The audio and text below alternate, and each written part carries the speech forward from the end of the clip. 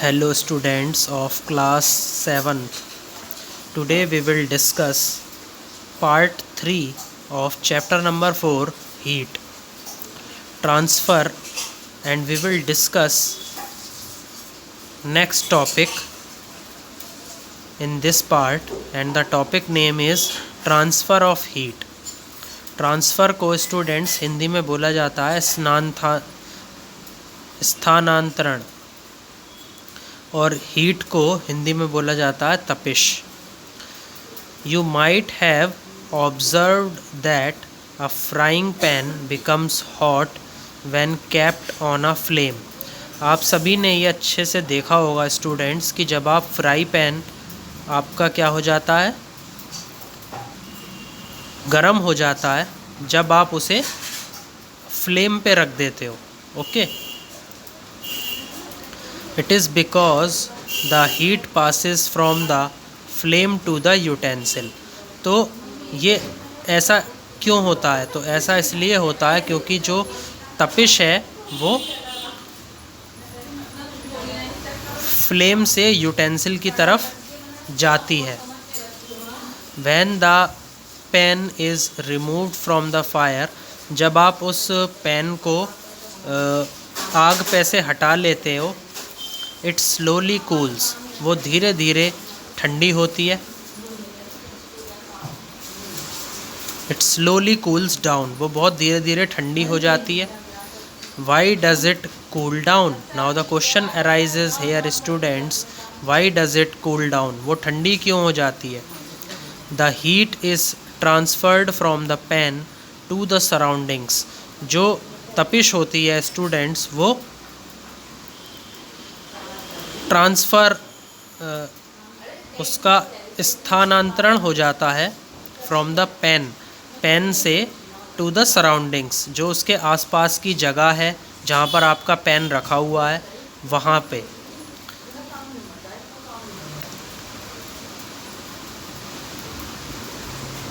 So you can understand that in both the cases the heat flows from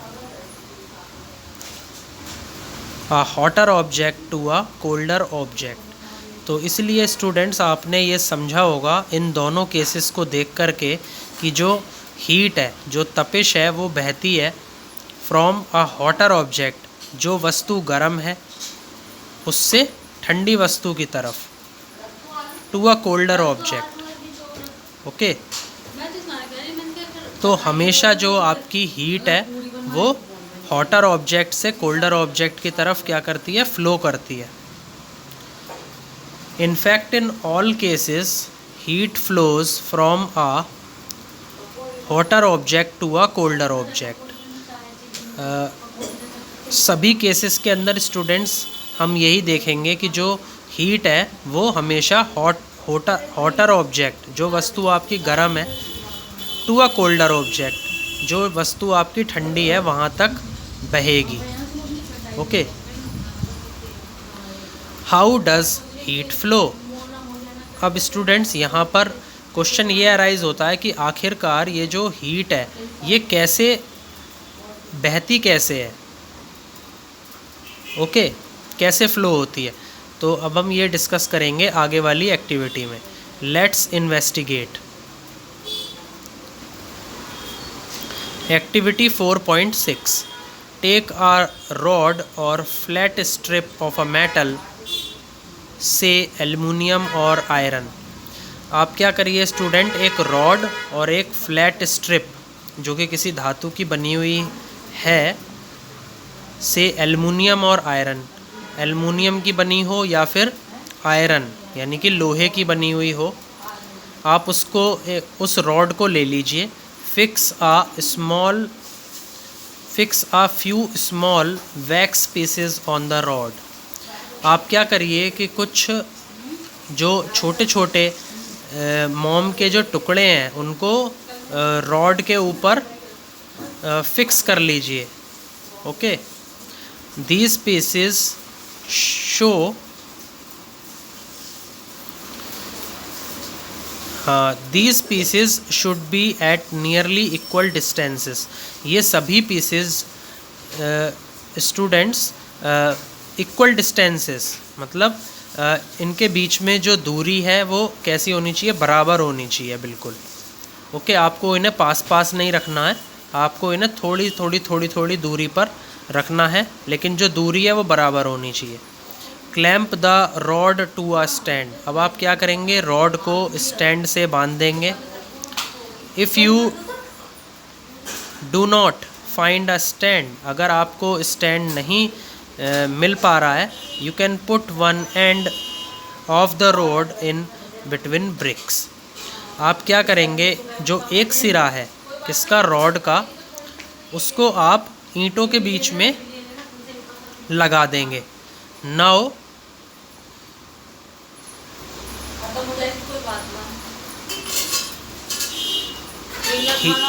heat the other and of the rod, अब आप क्या करेंगे, जो दूसरा सिरा है रॉड का उसको क्या करेंगे, गर्म करेंगे। एंड ऑब्जर्व, उसको देखेंगे। What happens to the wax pieces, तो यहाँ पर स्टूडेंट्स एक क्वेश्चन ये अराइज होता है कि क्या हुआ उन मोम के टुकड़ों का। Do these pieces begin to fall, क्या ये जो टुकड़े हैं ये गिरने शुरू हो गए।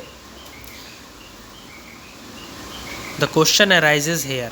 Okay, which piece falls the first, कौन सा जो पीस है वो सबसे पहले गिरा।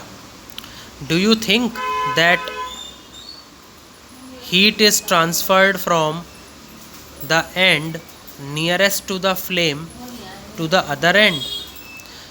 क्या आप सोच सकते हैं स्टूडेंट्स कि जो हीट है, जो तपिश है, वो उसका स्थानांतरण फ्रॉम द एंड नियरेस्ट, कि जो सिरा बिल्कुल पास में है वो वहाँ से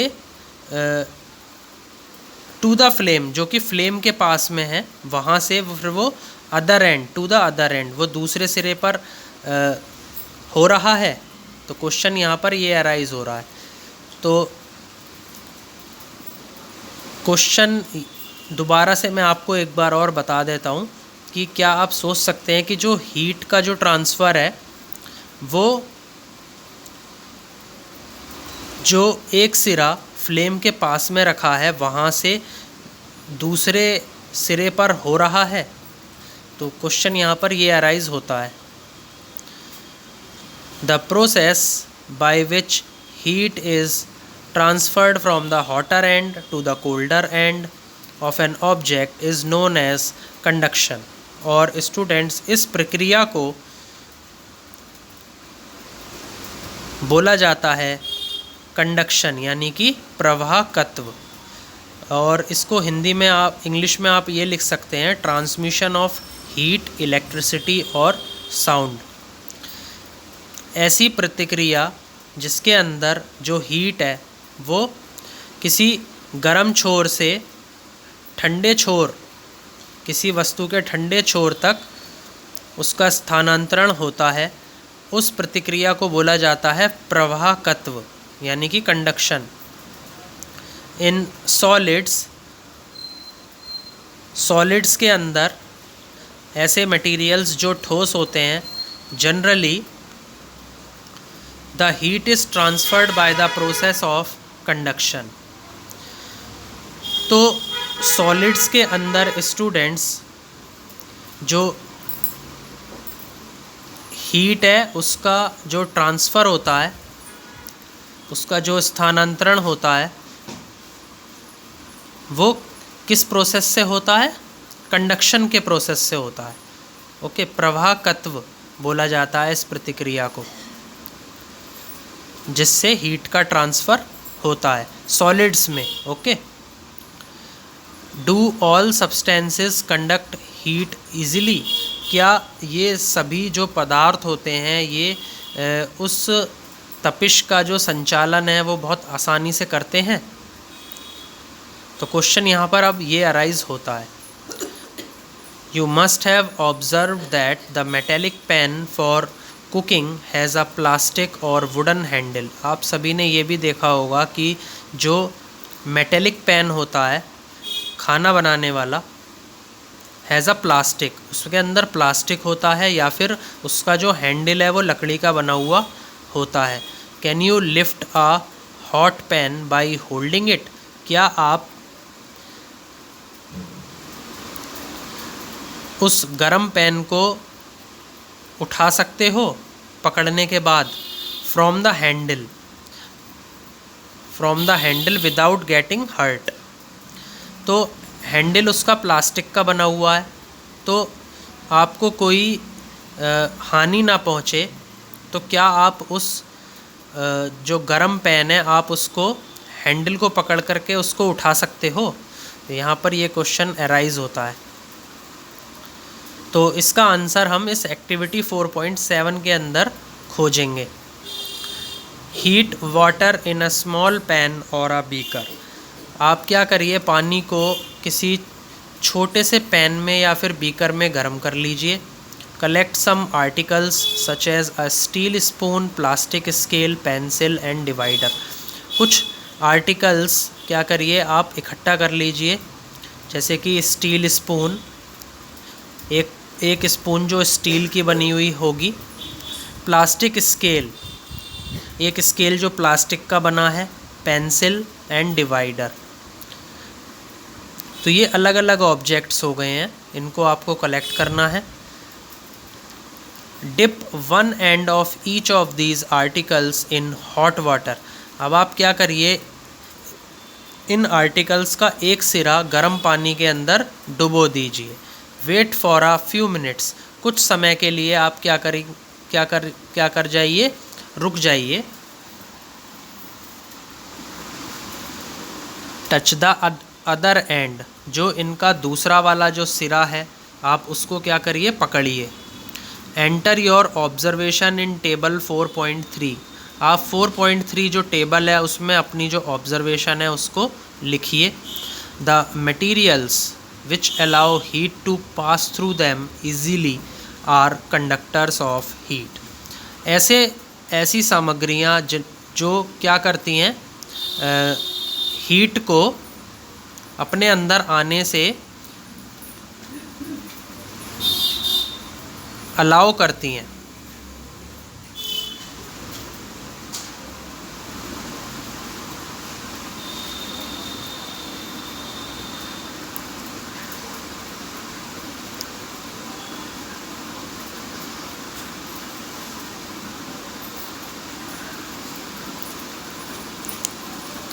बता कितना कीड़ा हो रहा है उड़ा वाले। तो स्टूडेंट्स एक बार और रिपीट करना चाहूँगा। The materials which allow heat to pass through them easily are conductors of heat. ऐसी सामग्रियाँ जो तपिश को बहुत आसानी के साथ अंदर आने देती हैं उनको बोला जाता है conductors of heat. Okay, they are called as good conductors of heat. Conductors को स्टूडेंट्स हम बोलते हैं ताप अथवा विद्युत चालक। For examples aluminium, iron and copper. Aluminium, iron और जो कॉपर हैं ये इसके क्या होंगे, उदाहरण होंगे। The materials which do not allow heat to pass through them easily are poor conductors of heat such as plastic and wood. और ऐसी सामग्रियाँ जो इस तपिश को अपने अंदर आने से रोकती हैं आसानी से, उनको बोला जाता है पुअर कंडक्टर्स ऑफ हीट। यानी कि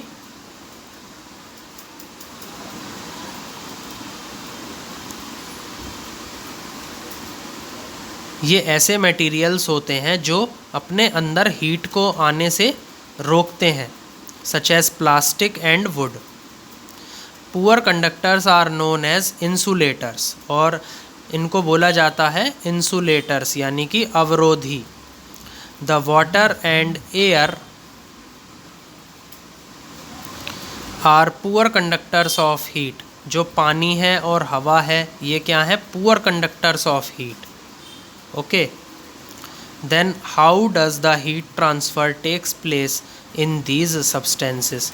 अब एक और क्वेश्चन यहाँ पर अराइज होता है स्टूडेंट्स की आखिर कैसे जो हीट का जो स्थानांतरण है इन पदार्थों के अंदर कैसे होता है। पदार्थ कौन कौन से, जैसे कि वाटर एंड एयर, तो इनके अंदर किस तरीके से हीट ट्रांसफ़र होता है, अब हम उस चीज़ को आगे पढ़ेंगे। Let us find out. अब हम इसको खोजते हैं। Activity 4.8, take a round bottom flask, if flask is not available a beaker can be used. अब आप क्या करिए, एक राउंड बॉटम फ्लास्क ले लीजिए, और अगर फ्लास्क आपके पास अवेलेबल नहीं है तो आप क्या ले लीजिए, एक बीकर अपने उपयोग में ले लीजिए। फिल इट 2/3 विद वाटर, उसको 2/3 पानी से भरिए।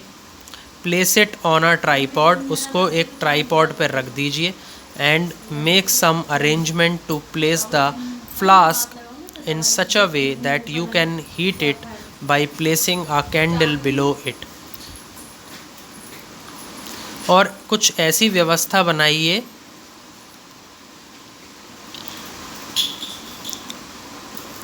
उस फ्लास्क को रखने के लिए, in such a way that you can heat it, आप उसको क्या कर पाएँ, गर्म कर पाएँ। By placing a candle below it, और उसके नीचे आप जब आप मोमबत्ती जला देंगे तो आप उसको क्या कर पाएँ, गर्म कर पाएँ। तो कुछ इस तरीके की आपको व्यवस्था बनानी पड़ेगी। Wait till the water in the flask is still, और जब तक आप रुकें तब तक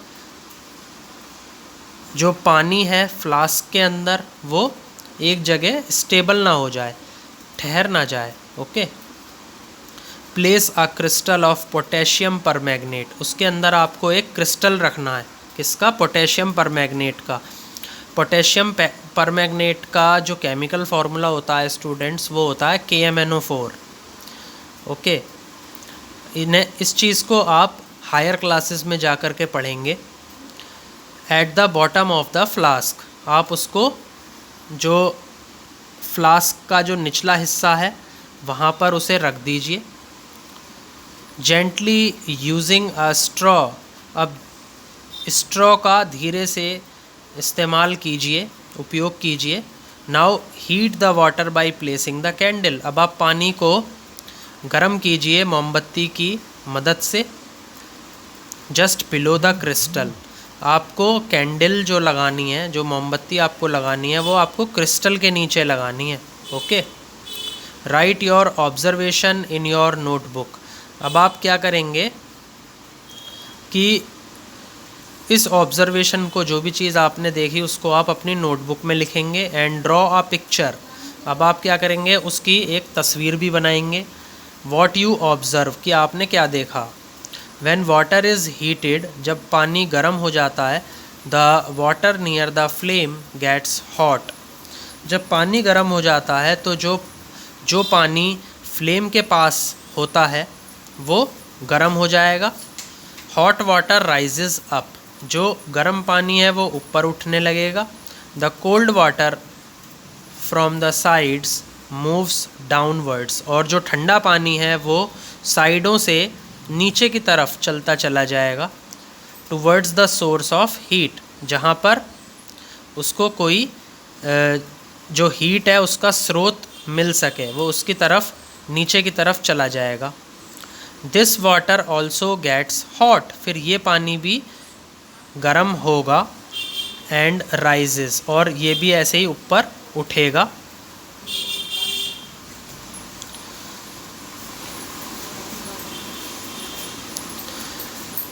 and water from the sides moves down, और जो पानी है वो साइडों से नीचे की तरफ जाएगा। दिस प्रोसेस कंटिन्यूज़, अब ये जो प्रतिक्रिया है ये लगातार होती रहेगी। Till the whole water gets heated, जब तक कि पूरा पानी गर्म नहीं हो जाता। This mode of heat transfer is known as convection, और इस प्रतिक्रिया को, इस प्रोसेस को बोला जाता है convection. This is also a mode of transfer. तो अभी तक स्टूडेंट्स हमने मोड ऑफ हीट ट्रांसफ़र में एक तो कंडक्शन को डिस्कस कर लिया है, और अब ये सेकंड हमने कौन सा पढ़ा है, कन्वेक्शन। कन्वेक्शन को हम हिंदी में बोलते हैं संवहन। तो यहाँ पर इस फिगर में स्टूडेंट्स आपको कन्वेक्शन के बारे में दिखाया गया है, कन्वेक्शन किस तरीके से होता है, convection of heat in water. तो ये जो कन्वेक्शन है ये हमेशा लिक्विड्स में होता है, जो कंडक्शन है वो कहाँ पर होता था, सॉलिड्स में। How does the heat travel in air, अब ये जो हीट है ये हवा में कैसे चलती है, the question arises here. In which direction does the smoke go, और ये जो धुआं है ये कौन सी दिशा में चला जाता है, then again this question arises. The air near the heat source gets hot, जो हवा किसी भी गर्म स्रोत के पास में होगी वो कैसी हो जाएगी, गर्म हो जाएगी, एंड राइजेस, और वो ऊपर उठने लगेगी। The air from the sides comes into take its place, और जो हवा है जो कि साइडों से आ रही है वो जगह ले लेगी। In this way the air gets heated, और इस तरीके से जो हवा है वो गर्म होती है। तो पानी के अंदर हमने मोड ऑफ ट्रांसफ़र समझ लिया, अब हमने एयर के अंदर भी मोड ऑफ हीट ट्रांसफ़र समझ लिया है। The following activity confirms this idea, अब ये जो एक्टिविटी है ये आपको और अच्छे से ये बता देगी कि पानी और हवा के अंदर मोड ऑफ हीट ट्रांसफ़र किस तरीके से होता है। अब हम डिस्कस करेंगे activity 4.9। Okay students, let's discuss activity 4.9। Light a candle, आप क्या करिए, किसी मोमबत्ती को जलाइए। Keep one hand above the flame, आप क्या करिए, एक हाथ को उस फ्लेम के ऊपर रखिए, and one hand on the side of the flame, और एक हाथ को उस फ्लेम की जो साइड है वहाँ पर रखिए। Do your hands feel equally hot, the question arises here. तो क्वेश्चन यहाँ पर क्या है स्टूडेंट्स कि क्या आपके जो हाथ हैं उनको बिल्कुल इक्वली, मतलब बराबर सा ही गर्म महसूस हो रहा है। If not which hand feels hotter, अगर ऐसा नहीं है तो ऐसा कौन सा वाला हाथ है जिस पे आपको ज़्यादा गर्म महसूस हो रहा है, एंड वाई, और ऐसा क्यों हो रहा है। तो यहाँ पर दोनों क्वेश्चन ही पूछ लिए गए हैं। तो अब इसका आंसर हम फाइंड आउट करेंगे आगे। Notice that towards the top, तो ये देखिए स्टूडेंट्स कि सबसे ऊपर की तरफ the air gets heated by convection, तो एट द टॉप क्या होता है कि जो हवा है वो कन्वेक्शन की वजह से, संवहन की वजह से क्या हो जाती है, गर्म हो जाती है। Therefore the hand above the flame feels hot, और इसीलिए जो आपका हाथ है जो आपके फ्लेम के ऊपर रखा हुआ है उस पर आपको गर्म महसूस होता है। ऑन द साइड्स, और जो आपका दूसरा हैंड है जो साइड में है। However there is no convection, हालांकि वहाँ पर कोई कन्वेक्शन का जो प्रोसेस है वो नहीं हो रहा है, लेकिन and air does not feel और as hot as at the top. और अगर हम कंपैरिजन करें तो ये पाया गया है कि जो हवा है वो ऑन द टॉप, जो टॉप है वहाँ पर ज़्यादा अच्छे से गर्म होगी इन कंपैरिजन टू साइड्स। तो जो हवा साइड में होगी वो इतनी गर्म नहीं हो पाएगी। तो ऐसा इस एक्टिविटी के अंदर देखा गया है। तो ये जो फिगर है, फिगर 4.10, इसके अंदर ये दिखाया गया है transfer of heat bye convection in air, कि आखिर ये जो तपिश है इसका जो स्थानांतरण है बाय कन्वेक्शन, संवहन के द्वारा हवा के अंदर कैसे होता है। तो इसमें स्टूडेंट्स आपको मुझे लगता है कि आपको समझ में आया होगा। अब हम आगे बढ़ते हैं। The people living in the coastal areas experience an interesting phenomena. जो लोग तटीय इलाकों में रहते हैं वो किस चीज़ का अनुभव करते हैं, एक बहुत ही ज़्यादा इंटरेस्टिंग फिनोमिना है, उसका अनुभव करते हैं। ड्यूरिंग द डे, दिन के समय, the land gets heated faster than the water. जो भूमि है वो तेज़ी से गर्म हो जाती है, देन द वाटर। तो पानी इतना गर्म नहीं होता जितनी भूमि गर्म हो जाती है दिन के समय। The air over the land becomes hotter and rises up. और जो हवा है, किसी भी भूमि के ऊपर जो हवा है, दैट बिकम्स हॉटर, वो गर्म हो जाती है, एंड राइजेज अप, और ऊपर उठने लगती है। The cool air from the sea rushes in towards the land to take its place.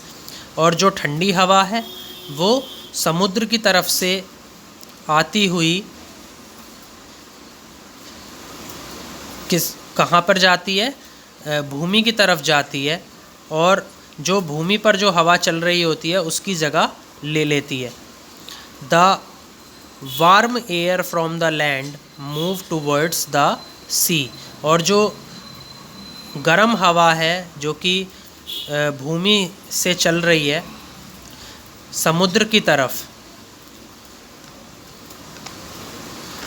तो उससे ये क्या कर रही है, अपनी एक साइकिल कंप्लीट कर रही होती है।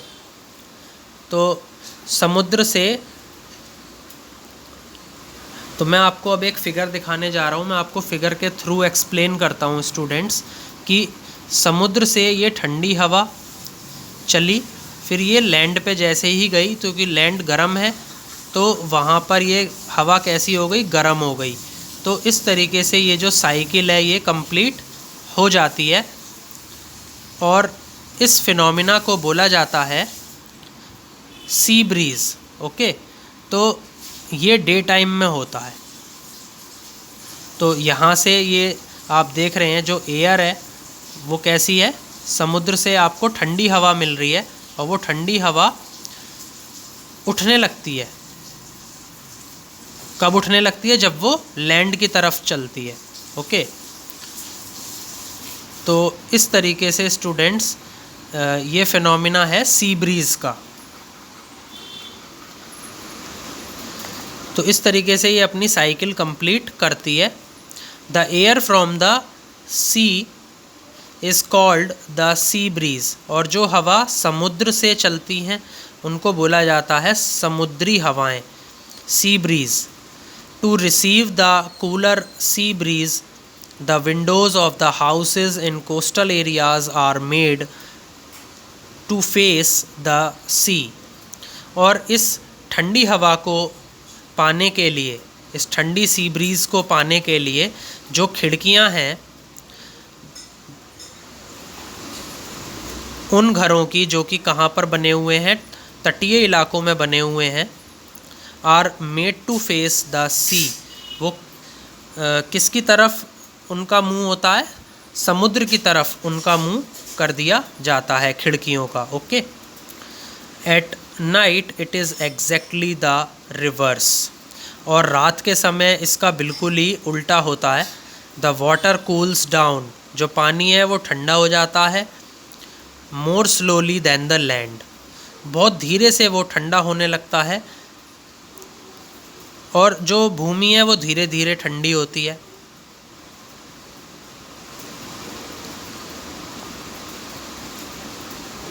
So the cool air from the land move towards the sea। तो ये जो ठंडी हवा है जो कि भूमि की तरफ से चलती हैं, ये कहाँ पर पहुँचती हैं? समुद्र की तरफ चलती हैं, और इनको बोला जाता है लैंड ब्रीज, यानी कि भूमि से हवा। ओके, तो मैं आपको फिगर के द्वारा एक्सप्लेन करूँगा कि व्हाट इज़ लैंड ब्रीज। अभी हमने सी ब्रीज़ के बारे में पढ़ा था, अब हम लैंड ब्रीज़ के बारे में पढ़ेंगे। लैंड ब्रीज़ जो है स्टूडेंट्स, वो नाइट टाइम में चलती हैं। इसमें क्या होता है कि जो ठंडी हवाएं हैं वो लैंड से चलती हैं, ओके, और समुद्र तक जाते जाते वही हवा कैसी हो जाती है? गर्म हो जाती है, और इस तरीके से ये अपनी एक साइकिल कंप्लीट कर लेती है। और जब लैंड, क्योंकि गर्म होने की वजह से, क्योंकि ये धीरे धीरे ठंडी होती है, तो अब भी यहाँ से हवा उठती हुई चलती है, लेकिन जब वो समुद्र के पास पहुँचती है तो समुद्र क्योंकि क्या है? ठंडा है, तो वहाँ पर यही हवा ठंडी होने की वजह से नीचे की तरफ चली जाती है। ओके, तो इस फिनोमिना को बोला जाता है लैंड ब्रीज। ओके, इससे पहले हमने डिस्कस किया था sea breeze. I think students आपको लैंड ब्रीज और सी ब्रीज अच्छे से समझ में आया होगा। When we come out in the sun, जब हम सूर्य के नीचे आ जाते हैं, वी फील वार्म, तो हमको गर्मी लगती है। How does the heat from the sun reach us, आखिर कैसे ये जो गर्मी है सूर्य के द्वारा ये हमारे पास तक पहुंचती है? कैसे पहुंचती है? तो ये यहाँ पर ये क्वेश्चन अराइज होता है। It can not reach us by conduction और कन्वेक्शन, ये हमारे पास ना तो कंडक्शन के द्वारा, ना तो प्रवाहकत्व के द्वारा, और ना ही कन्वेक्शन के द्वारा, ना ही संवहन के द्वारा हमारे पास पहुंचती है। As there is no medium, क्योंकि कोई माध्यम नहीं होता है। Such as air in most part of the space between the earth and the sun, क्योंकि माध्यम न होने की वजह से जो एयर है, जो हवा है, वो जगह बना लेती है between the earth and the sun, earth और सन के बीच में। From the sun the heat comes to us by another process known as radiation, और सूर्य के द्वारा जो तपिश हमारे पास तक आती है, ये एक और प्रतिक्रिया द्वारा आती है, और इस प्रतिक्रिया को बोला जाता है रेडिएशन, यानी कि विकिरण। The transfer of heat bye radiation does not require any medium, और तपिश का जो स्थानांतरण होता है रेडिएशन के द्वारा, विकिरण के द्वारा, इसको किसी भी माध्यम की ज़रूरत नहीं पड़ती। It can take place whether a medium is present और नॉट, और ये अपने आप हो जाता है कि वो माध्यम उपस्थित है भी या नहीं, तब भी ये अपने आप हो जाता है। When we sit in front of a room heater, जब भी हम रूम हीटर के सामने बैठते हैं, we get heat by this process, तो हमें जो तपिश मिलती है रूम हीटर के द्वारा, वो हमें इसी प्रतिक्रिया के द्वारा मिलती है। A hot utensil kept away from the flame cools down as it transfers heat to the surroundings by radiation, और एक जो गर्म बर्तन है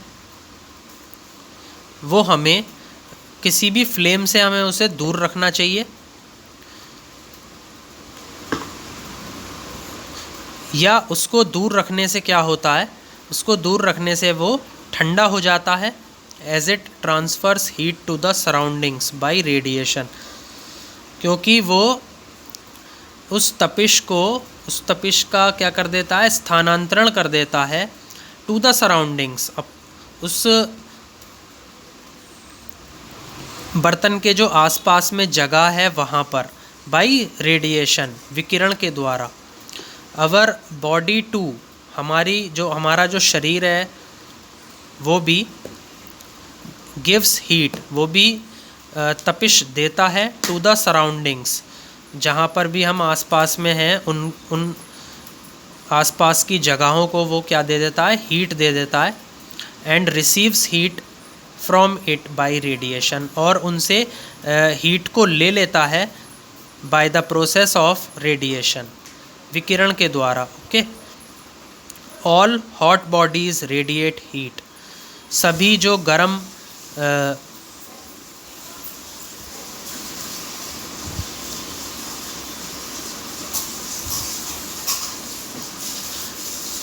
वस्तुएं हैं वो तपिश को क्या करती हैं, बिखेरती हैं। रेडिएट को बोला जाता है स्टूडेंट्स बिखेरना। When this heat falls on some object, जब भी ये तपिश किसी ऑब्जेक्ट के ऊपर पड़ती है, a part of it is reflected, तो उसका एक भाग क्या हो जाता है, रिफ्लेक्ट हो जाता है, यानी कि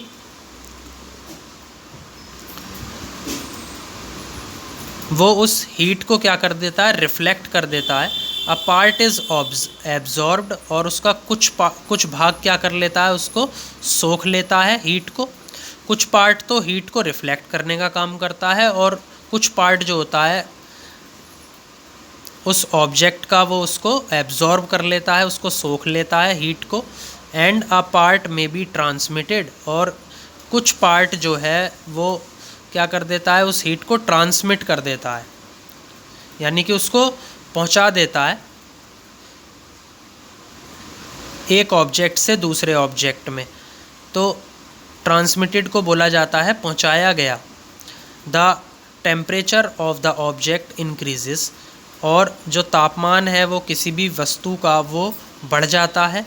due to the absorbed part of the heat, तापमान क्यों बढ़ता है, तापमान इसीलिए बढ़ता है क्योंकि कुछ भाग जो होता है वो उस तपिश को अपने अंदर सोख लेता है, अपने अंदर समा लेता है उसको, इसीलिए उस वस्तु का जो तापमान है वो बढ़ जाता है। Why are you advised to use an umbrella when you go out in the sun, ये सलाह आपको क्यों दी जाती है कि आपको अम्ब्रेला जो है, मतलब जो छाता है, उसका उपयोग करना चाहिए। When you go out in the sun, जब आप सूर्य के नीचे जाते हैं। तो स्टूडेंट्स, इसको हम डिस्कस करेंगे अगली वीडियो में। आपको ये वीडियो अच्छे से समझ में आया होगा, I hope so. Please like, share and subscribe my video. Thank you.